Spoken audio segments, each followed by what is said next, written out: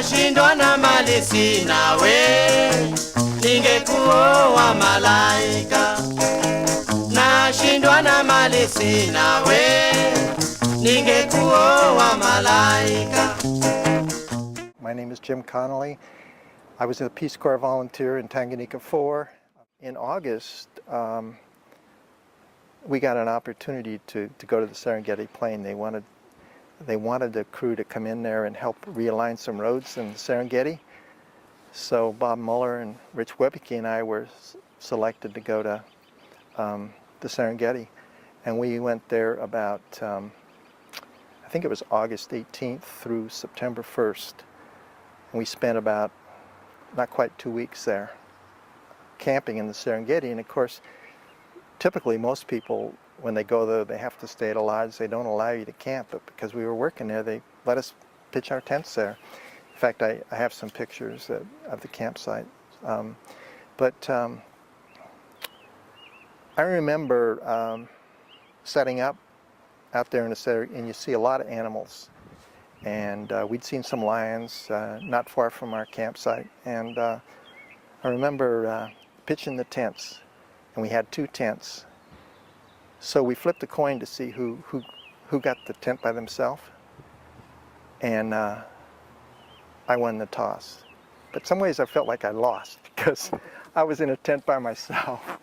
And it's, I remember we built a latrine there, and of course they built a latrine, away from the campsite. So you're off about 50 feet from the campsite. And I remember sitting around a campfire and there, and having to go to the bathroom and saying, geez, do I want to go out there? It's dark, and do I want to,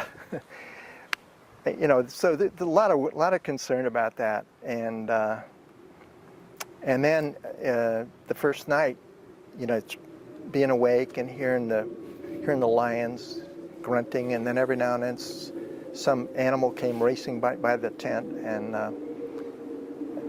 it was quite an experience. I think after I survived the first night, I was much better, but I was definitely concerned. And I was a Peace Corps volunteer in Tanzania. So we were loaned out to the National Park Service shortly after we arrived there in probably July, and we spent approximately 6 weeks living in tents, doing survey work out in the Serengeti Plain. They wanted to make the road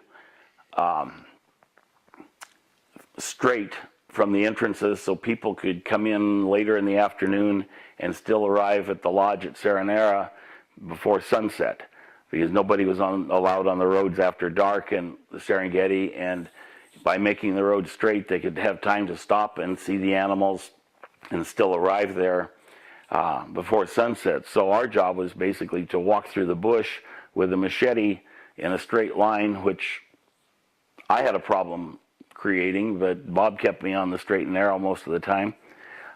With a straight line making the marks, and a bulldozer came behind us to make the new road, because it was, they were all dirt roads, so it wasn't like it was a major construction project. But it was exciting. We saw lots and lots of animals while we were walking, and we heard lots and lots of animals from the tent at night. And I probably wouldn't have done it a year and a half later with the knowledge that I had, but being dumb, green, and naive when we got there, it was a great experience. Tell me what you mean by you wouldn't have done it a year and a half later. Well, I knew at that time a little more about the animals. And what kinds of things did you find out you didn't know before? Well, buffalo. I wouldn't have trusted them, and we didn't think that much about them. Same thing with any of the animals. Man is fair prey for any of the predators. Most of the time they're as afraid of us as we are of them, but you never know. And we had no weapons. We had nothing other than a machete.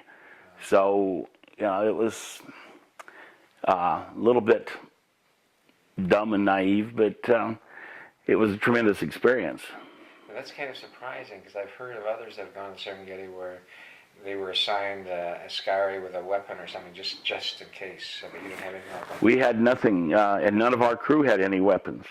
And they built basically a great big boma around their tent before they went to sleep at night. Describe what a boma is. Shrubs and dead trees and brush and so on, about 6, 8, 10 feet high, and it was like a little walled fortress around their tent, and then they pulled it shut behind them at night. And we were just in our tents and hear the sounds outside, and one night we were totally terrified, and finally we peeked out, and it was only some zebra grazing just outside the tent. But just describe that, like what you heard. And, well, I just heard sounds. We didn't know whether it was lions or elephants or buffalo that were ready to take us on. We looked out, and it was just some zebra grazing, and much to our relief.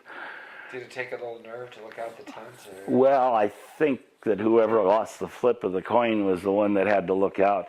If I remember right, it wasn't by choice, it was by people standing behind pushing.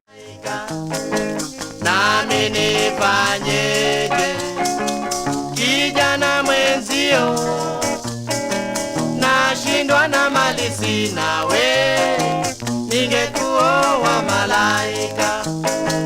Nashindwa na mali sina we, ningekuoa malaika.